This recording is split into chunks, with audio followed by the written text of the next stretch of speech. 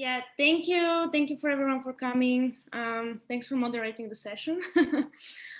So now we're going to talk a little bit about how infants use vocalizations to attract caregivers. So we know that maternal behavior is critical for offspring survival. And one of the most well-studied forms of maternal care is the nursing itself. So it's well known that nursing relies on the signaling of the neurohormone oxytocin. So oxytocin is synthesized and released from the maternal hypothalamus during suckling.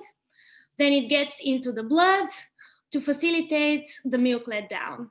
And that happens in response to tactile stimuli from the nursing infant that get relayed through spinal cord and brainstem circuits, then to eventually reach the hypothalamus. However, very curiously, milk let down can happen in the absence of a nursing infant. And that actually happens in humans. So human mothers report that they're able to experience spontaneous milk let down only by hearing the sound of a baby cry. And that can be their own or others' infant. That tells us that auditory cues, and specifically vocalizations from infants, are extremely powerful stimulus in activating circuits that are classically involved in nursing. So there is some sort of a crosstalk between hormonal relays and auditory stimuli. So, however, how exactly auditory information can reach the hypothalamus and then activate hypothalamic neurons, can vocalizations induce oxytocin release, is something that we're going to look at for the rest of the talk. In our lab, we work in mice, and mice are very handy because they exhibit this very stereotypic, well-known pattern of behavior known as pup retrieval behavior. Briefly, what happens is that when a mouse pup is isolated from the nest, it will cry, it will emit these ultrasound vocalizations known as pup distress calls. You can see a spectrogram of one such call here. They will attract the mom and, oh great, I have video, and she will approach the pup, pick it, and bring it back to the nest to safety.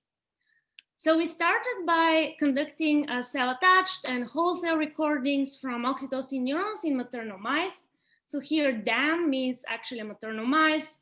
I'm going to refer to it for the rest of the talk as DAM. We're recording oxytocin neurons from the PVN. PVN is the paraventricular nucleus of the hypothalamus, and our animals express channel rhodopsin under the oxytocin promoter.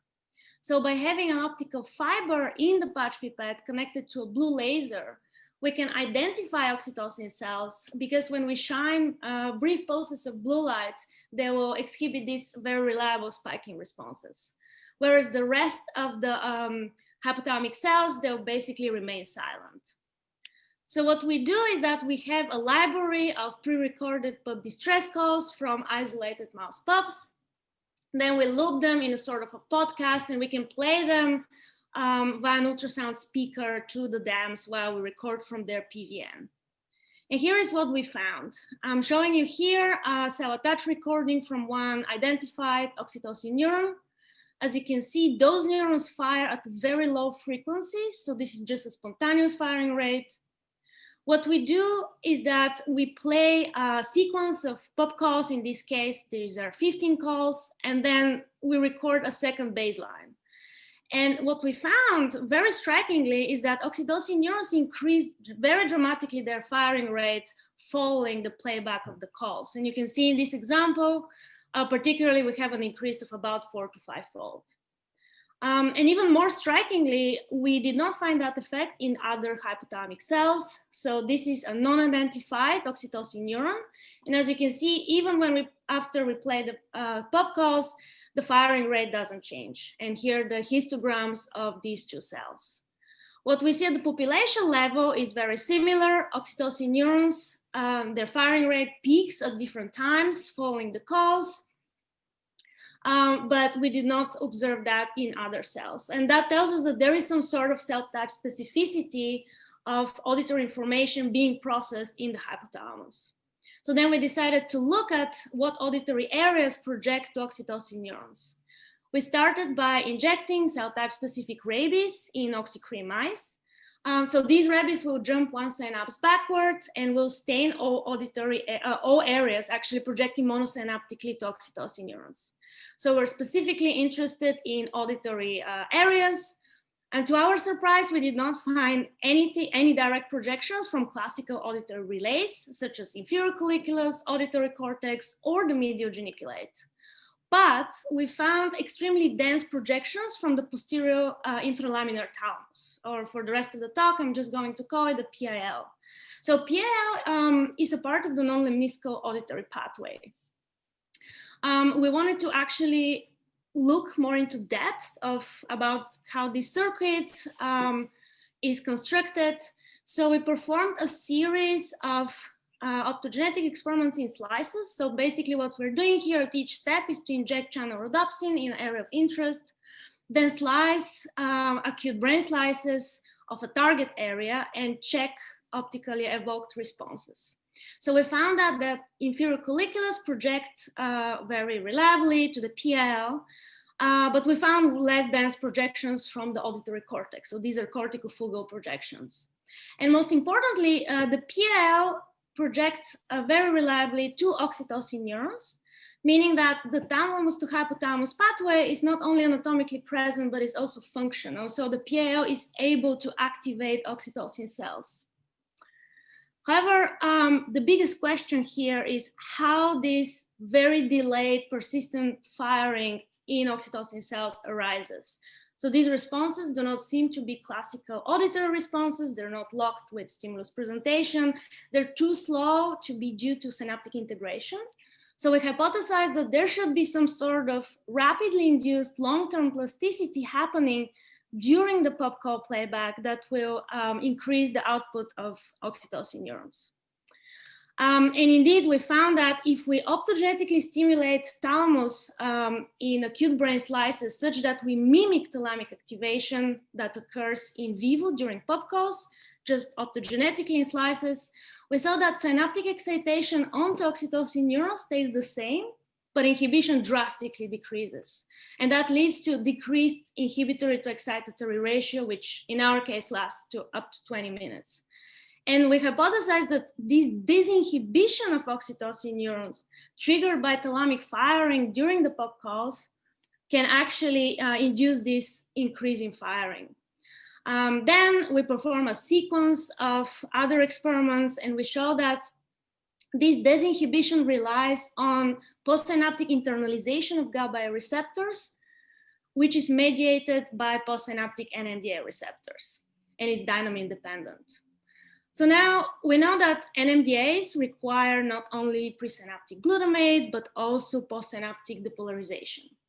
So right now we're conducting some whole cell recordings of oxytocin cells, looking at their depolarization, which occurs during pop calls, suggesting that they can actually be activated in vivo. And this is something that we do not see in other cells.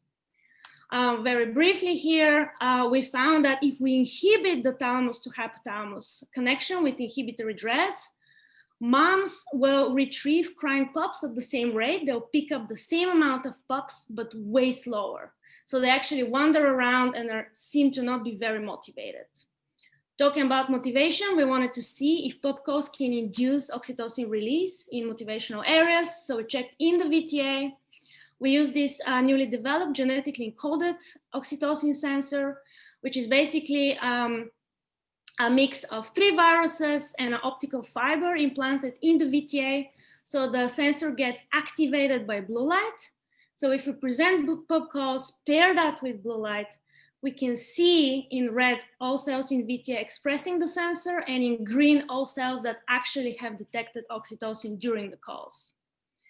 And this is our working model for the moment.